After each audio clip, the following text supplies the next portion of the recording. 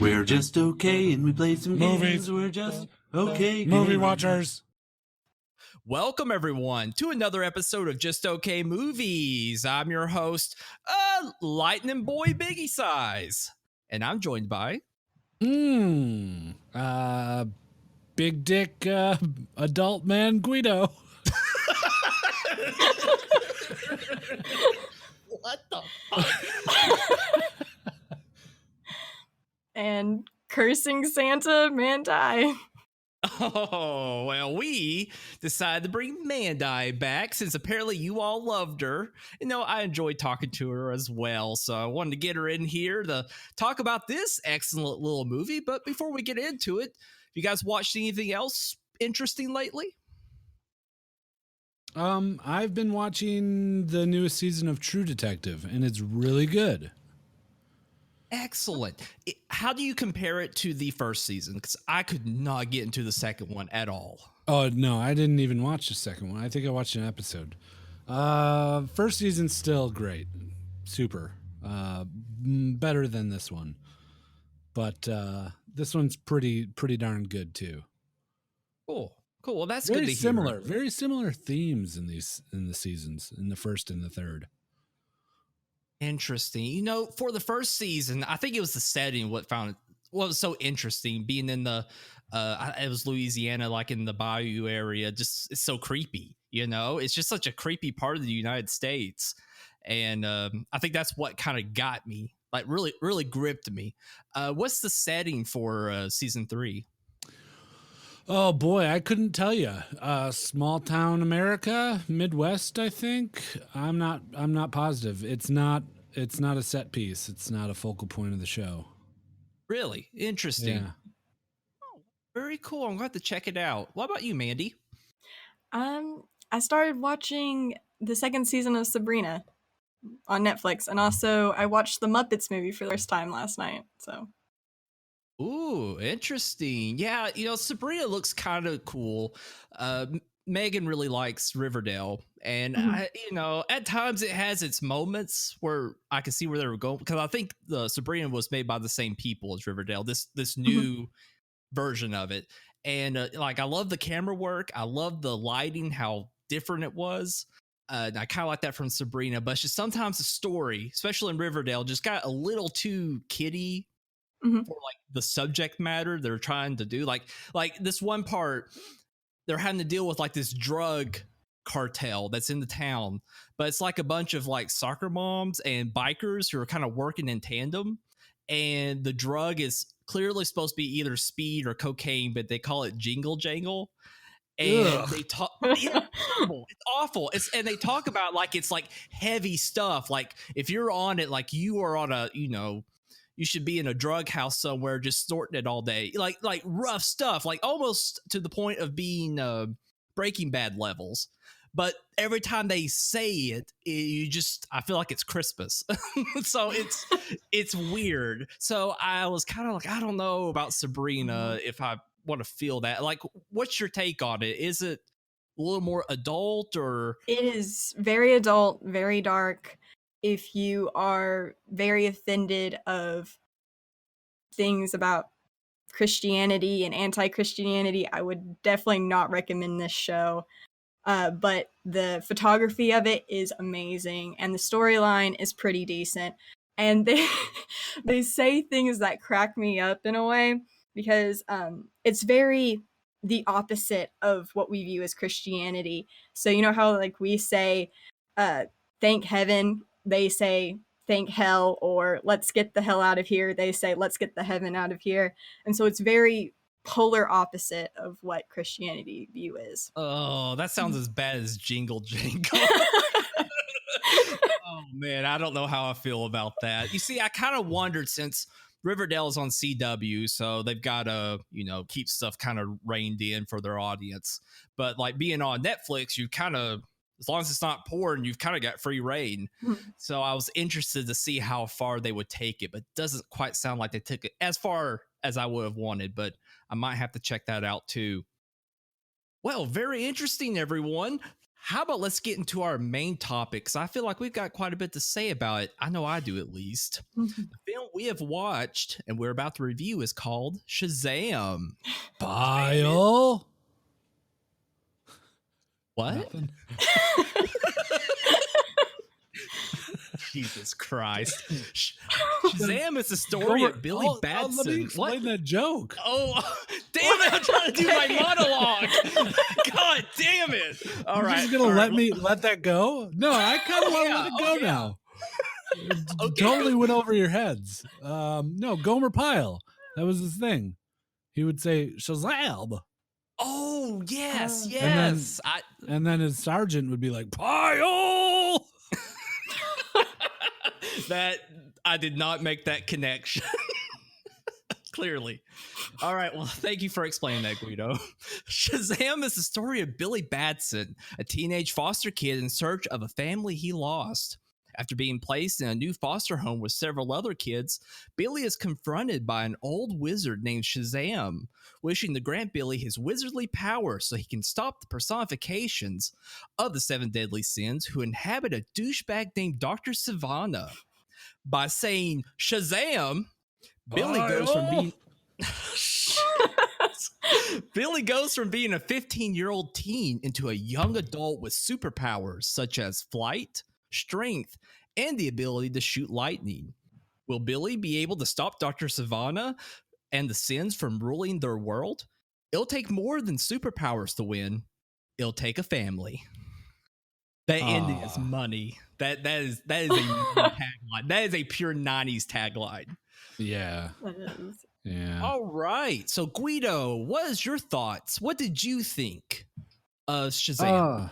Like overall, it was fun enough, I suppose. Nothing to write home about, in my opinion. I liked that it was somewhat self-aware in how weird it was, especially with the old man wizard like calling people into his lair and like having them touch his staff and say his name. I like that they kind of joked about that. But yeah, I don't know. It was kind of too touchy-feely with the family shit going on. Oh. No, I felt like that was one of the best parts of the film. It reminded me, because it takes place during Christmas, and it felt sort of like a Christmas movie at times, like a 90s Christmas film. Like, I don't know why I kept thinking of like Jingle All the Way for some reason. Just that kind of level of cheese, for lack of a better word, which I think works to the film's advantage, because the film ultimately is about family. That is the core aspect. That's his driving force. That's what he struggles with, whether it's being the teen version of himself or as Shazam. That's his ultimate problem, is he did not have a family to rely on, and he's been constantly looking for a family member that, in the end, you find out, spoilers, kind of abandoned him. And so that's where I'm okay with the family stuff. If it was more of like a sinister Batman v Superman vibe, and they were trying to throw in the family stuff like they did, actually, that felt tacked on and weird, because it just all of a sudden he just mentions, Superman and Batman have the same mom's name. Their moms have the same name. I did not say that right. And ultimately that changes the whole dynamic of their relationship. That feels forced. Whereas in something like this, where it's all focused around family, it would have fit. So you think that the Christmas helps the family thing? Because I think it hurt the movie really bad. Oh, it was barely even there. We saw a Santa Claus and the mall. That's the point that I didn't like it. There's no point for it to be at Christmas. I think it had enough family feel good in it, with the relationship between the kids and even the foster parents, which were pretty cool in my opinion. But they didn't really need that Christmas. It kind of just made it feel like was this movie not released on the right time? And I feel like it's going to really hurt it as it ages. No, but you could say the same thing about Lethal Weapon, and it being in Christmas hasn't affected it. If at all, it's kept it relevant, because we keep having the same conversation every year if it's a Christmas movie or not. You mean Die Hard, not Lethal Weapon? No, Lethal Weapon takes place during Christmas as well. Oh. Well, no one talks about that one. They always talk about Die Hard. I win one. I've won one on here. No, but you're right about Die Hard as well. It's the same case. It takes place during Christmas, and I don't think it has any effect. It's just it happened. No different than a teen rom-com happens during the summer. Doesn't really matter. It could happen during Christmas, and it comes down to that argument. This is definitely not a Christmas movie. It's just a film that happens during Christmas.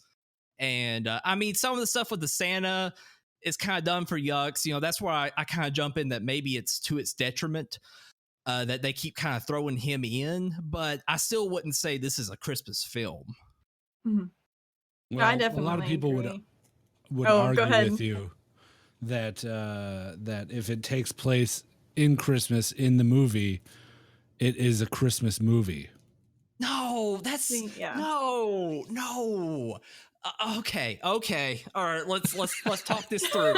All right, so would we say if a film had a scene or at least a portion of the film was shot during Easter, it's an Easter movie? We don't even use that term. If the film took place on the day of Easter, and maybe you might have had a bunny or maybe saw an egg, but it had nothing to do with the plot itself, is it an Easter movie? Of course It's because not. Easter movie isn't a genre, though. You have to but maybe liken it to like a Halloween movie. oh, sure, that's a really good example. Absolutely. Mhm. I can't really think of one because a lot of Halloween films are. I see what you're saying. That's actually a good point. If a film was happening and it had nothing to do with Halloween itself, let's say they were just trying to catch a murderer. Oh shit, because if you look at like Friday the 13th, he is a murderer. It doesn't really have anything to do with Halloween, but it's considered to be a Halloween film. Ooh, that's a really big hole to start diving into. That might be bigger than Christmas. Yeah. Yeah, We might I have think to we tackle should save that. this discussion for around Christmas time. yeah. We'll table this. I think we just found a new episode length discussion. That's fascinating. But one thing I will say, speaking about the vibe, normally when we say Christmas film, it's lovey-dovey, heartfelt. And this film is definitely heartfelt because it focuses so much on the family. But there's one particular scene I want to talk about, and maybe I need to give just a hair of backstory. The main bad guy, Dr. Savannah, he is pissed at his dad and his older brother because basically they picked on him. So once he gets these powers, there's a scene where he goes into a conference room where both his dad and brother are and a bunch of other people. And he's basically flaunting that he's the best. He's super powerful and he's going to teach them what's what. And he takes the brother and throws him out the window, then summons the seven sins. One of them chews the head off of a person and throws him out the window. And we don't really see what else happens, but that already sets a precedent that no one's getting out of that room alive because they all like fall against the window and are like, ah! And that felt really, really dark all of a sudden for this movie. And I did not like that. Did you guys get that same vibe? Yeah, it was also a darkness that they never really returned to. Like even when the seven deadly sins were running amok in the weird ass winter fair with a Ferris wheel, it's got to be like 7 degrees out. It's the middle of December, right? And they're in Philadelphia. Anyways, none of those monsters were really like biting people's heads off and tearing their limbs off and shit. Right. I felt the same way. All of a sudden, with a bunch of kids and parents around, they showed restraint. An amazing amount of restraint that we did not see. And that scene happens out of nowhere. But the lot whole of chasing. A lot of chasing. And even when they like get a hold of them, they kind of don't do anything with them. They just kind of the camera goes away and no one's really dead. And we don't see anyone dead after everything wraps up. But no, it's just it felt like almost a reshoot. But the rest of the film feels fairly coherent, except for that one scene. And they could have done it more PG, like, he just goes in there and scares them to death and then just walks out, or takes them captive to his lair if we had a scene of that. But see, I don't think it needed that. I feel like that scene was a very good ending point of what his main goal was. And then capturing Shazam was the main goal of the 7 deadly sins. So that's why that scene was a little more dark, because if this whole movie was about him, that would be his ending scene, because the whole reason why he wanted this power was to show his dad and his brother that he was more powerful and in essence kill them.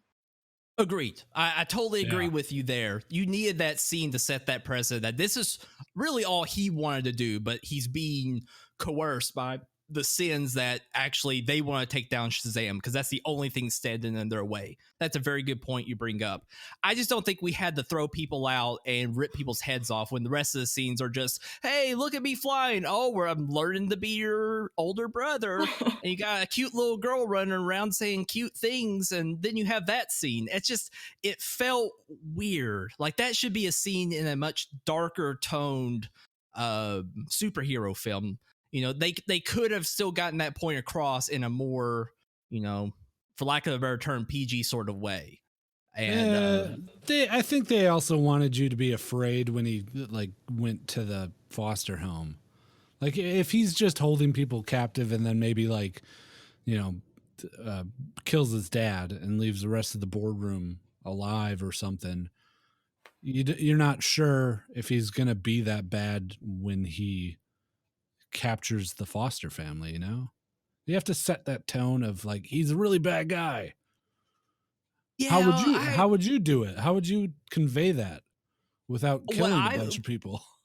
I think what I would have done, honestly, is similar to what they did in Batman Begins with the not the snowman, the scarecrow. That's him.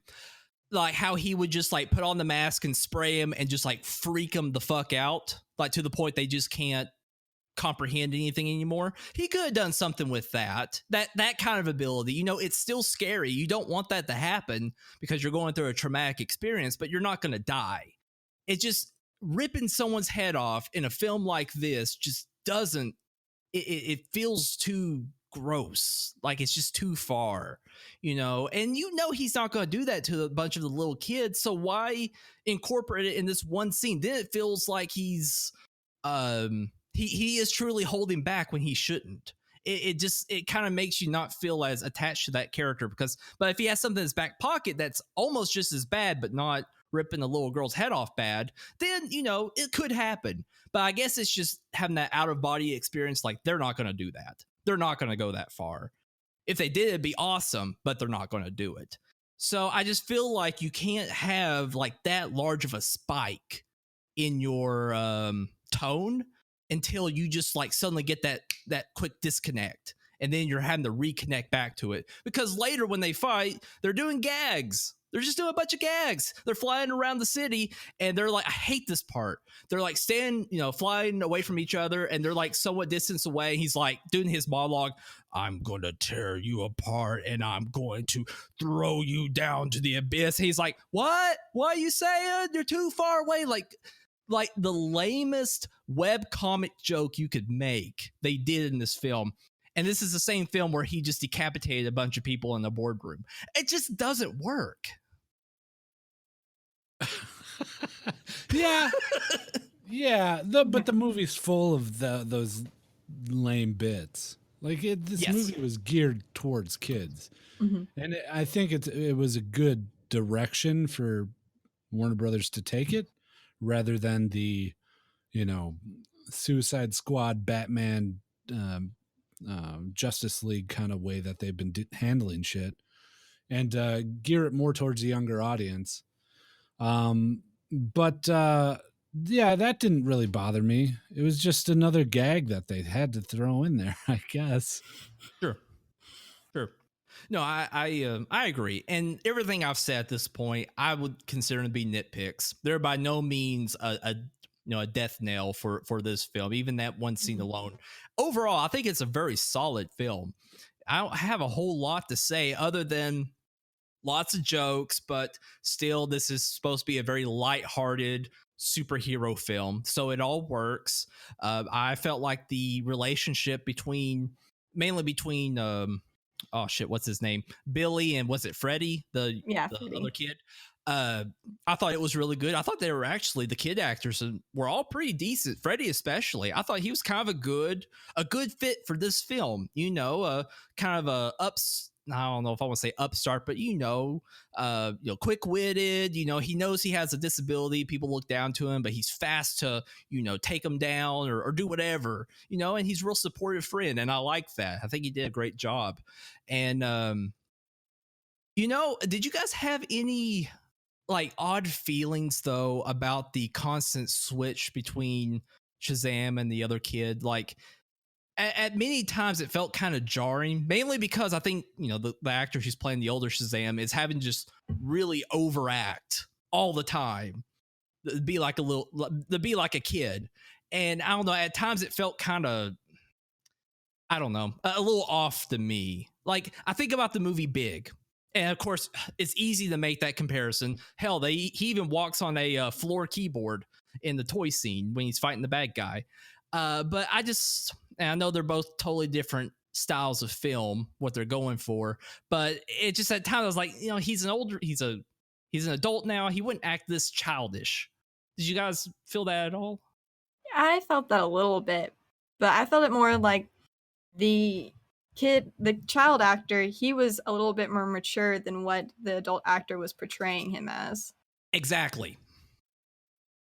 It just seemed like he was too hyper for the 15-year-old, like, sulking type of character he was playing through everything else, especially with like his background story. Yeah, we never saw the kid act like how Zachary Levi acts as Shazam. Ever, really. We never saw him say like, "Oh, it's gonna be lit," or he just didn't turn into this overt kid ever. Right. In fact, he had very little dialogue, really. Now that I'm thinking of it, the kid did. No, yeah, he didn't have much. It was mostly just scenes of character progression, not a lot of banter and things like that. It's mainly just to get the story moving to the next time he turns into Shazam.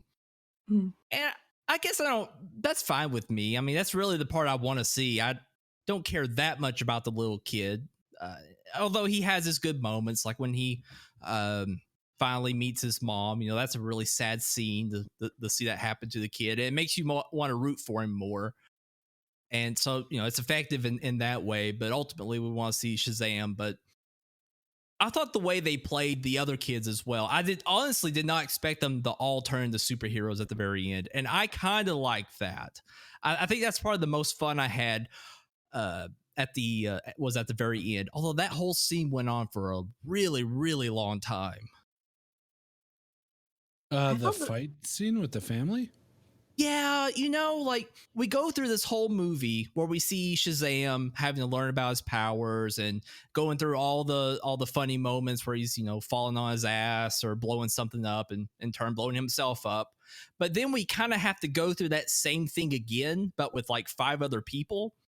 And I think they should have sped that up a bit, maybe had a bit more fighting. Like, I understand they're in the same situation and it's a little more of an intense scene, but it just felt like it elongated that final scene a bit too much, where it was just too much of, oh, look, I could do this now. I'm like, yeah, that's funny, but we kind of already had, an hour and a half of that, and I'm kind of sick of it. Let's get to something else.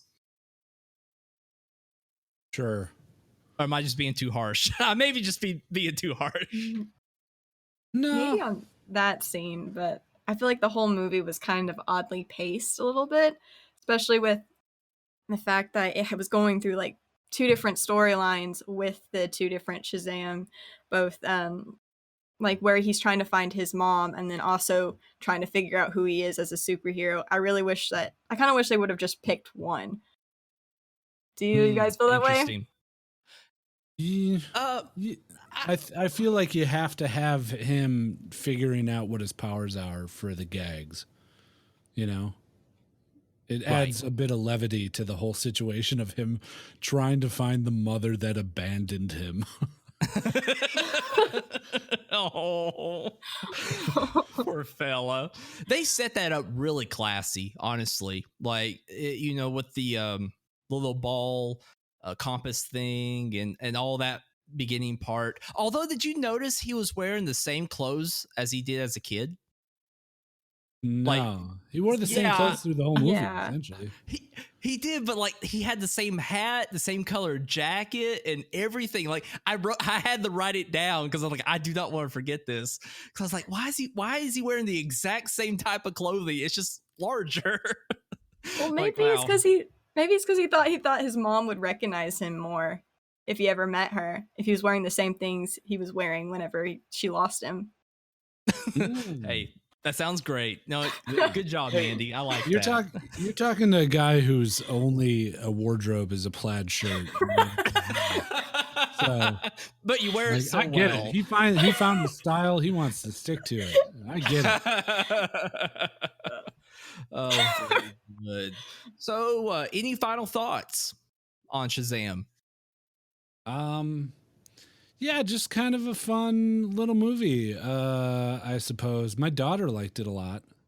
She's 12 years old, so I think that's a testament. She liked it more than any other DC movie.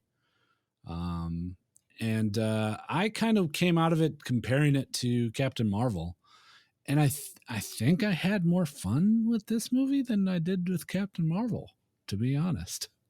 Interesting. Yeah. Bringing up Captain Marvel, I was really disappointed they didn't make a Marvel reference with this movie since that was his original name. Ah. Oh, really?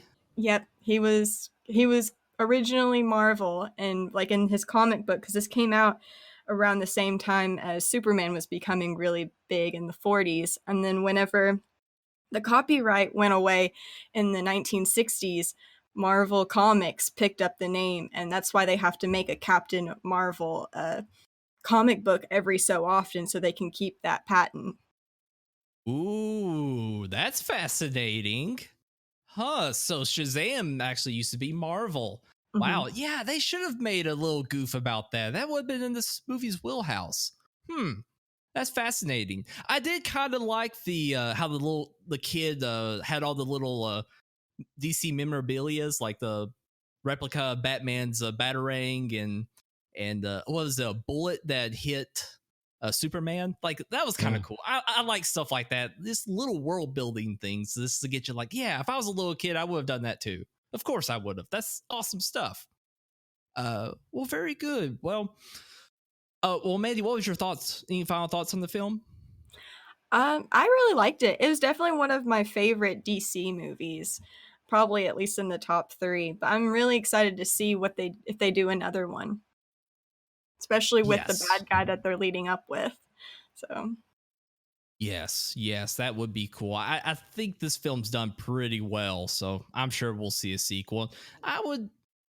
I think I would want to see a sequel. I don't know. Like, I kind of am happy where the story ended. Like, I don't know if I want to dig more into this character because I got the big bit. You know, he's a little kid, turns into a big guy with superpowers. I just don't know if I'm that invested in the character that I want to see a sequel. But I don't know. We'll see what they do. It might be kind of cool. I liked it. I'm curious if they do. Well, they announced that they're making a sequel. Okay. And same director too. I'm curious if they will take it in the direction of having the Shazam family be the focal point rather than just Shazam. Like, is it going to be a super group or is it just going to be Shazam moving forward? Because he kind of set that precedent. Yeah, that's a good point. Yeah, it is. I would really hope they would bring the family in because you could do some kind of cool stuff with it, but maybe it would be too busy. I know that'd be a lot of people you have to manage, on the screen. So maybe not. Maybe they want to just put the main focus on him. But that's a good question. I'm interested to see that too. But I say go see it. It's a lot of fun. I would probably say, other than I might rank this one as being the best DC film to date. Maybe I might put Aquaman up there too. I did enjoy it more than I thought I would, but I felt like this was a more coherently made film, and it nailed what they were trying to do, and that is, I mean, I'm assuming they were trying to hit the family vibe and everything, because if that's what they're aiming for, they did it. If not, it was a great mistake, and I'm definitely interested to see what they do with it in the future. Well, guys, we are only 2 weeks away from the big motherfucker. You guys getting hyped? Kind of, I guess. Oh, I cannot wait. I'm gonna be seeing it at like 7 a.m. on Saturday.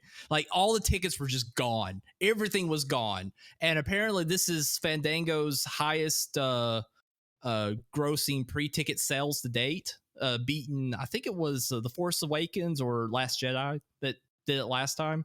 I can believe it because everything was just gone in hours. Probably less than hours. It's just incredible. Absolutely incredible. I can't wait to watch it. I'm super hyped. And we will be reviewing that in a couple weeks. But until that time, we will see you all next week. Thank you so much, everyone. Thank you, Gweedo. Thank you, manDIE, for being here. And thank you, listeners. Take care. See ya.